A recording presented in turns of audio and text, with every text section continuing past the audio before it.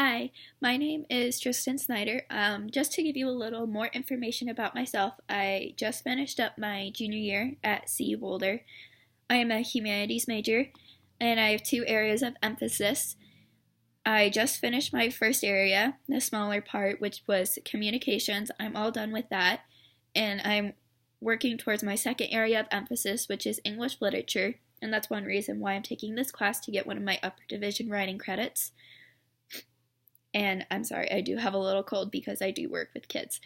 My preliminary definition of fandom would be fixating or just focusing or following on one celebrity or famous person that you keep up with the most. For a lot of people, that is the Kardashians. For a lot of people, that's the royal family or a singer or another actress. It really depends on the person. In my first post, I did talk about my relationship with media.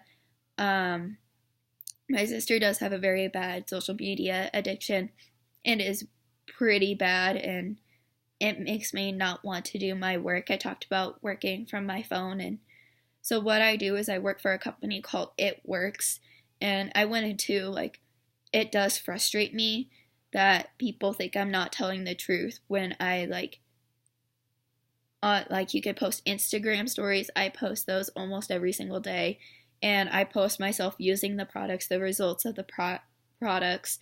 I post that I do actually make money. I post about how I have weekly conversations with other women that I work with, and how media has constructed, if something is sold online and not sold in a store, all of a sudden it's a pyramid scheme where they're trying to steal from you.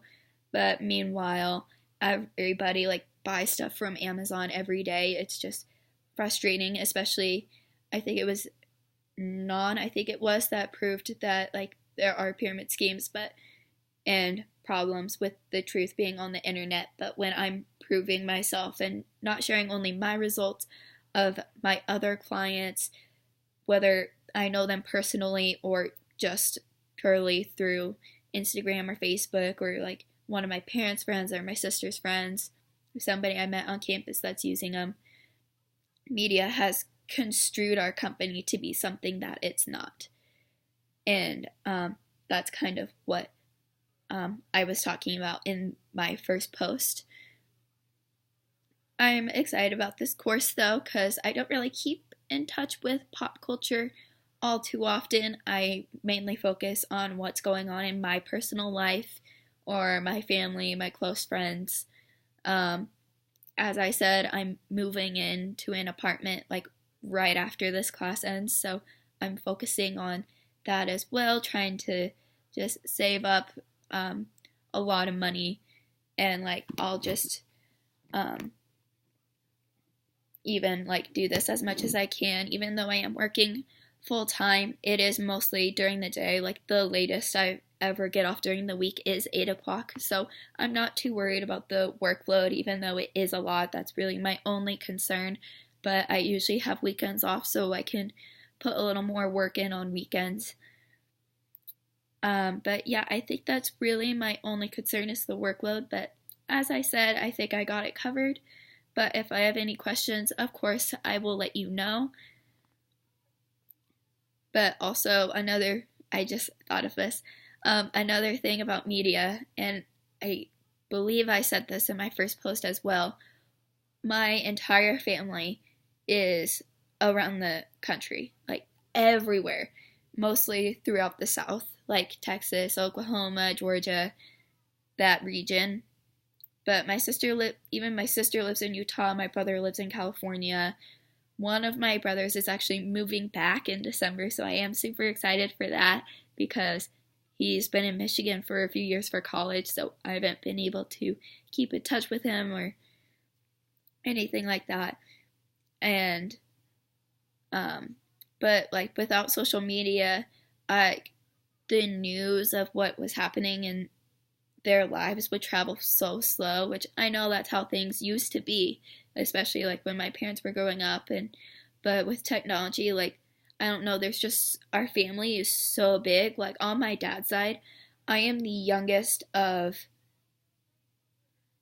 16, including my siblings, like the very youngest, and they're all a lot older than me. So they're like getting married and getting engaged and having kids, and like they all kind of overlap because they're all the same age. And without social media, I don't think I would be able to keep up with them or know what's going on in my family's lives. And also, because of media, I am able to keep up with the people that I love that I don't get to talk to every day. And that's the one bright side of social media that I do enjoy, is it keeps you in contact. But also, what I've noticed about social media is I'm in a sorority on campus in Alpha Chi Omega, actually.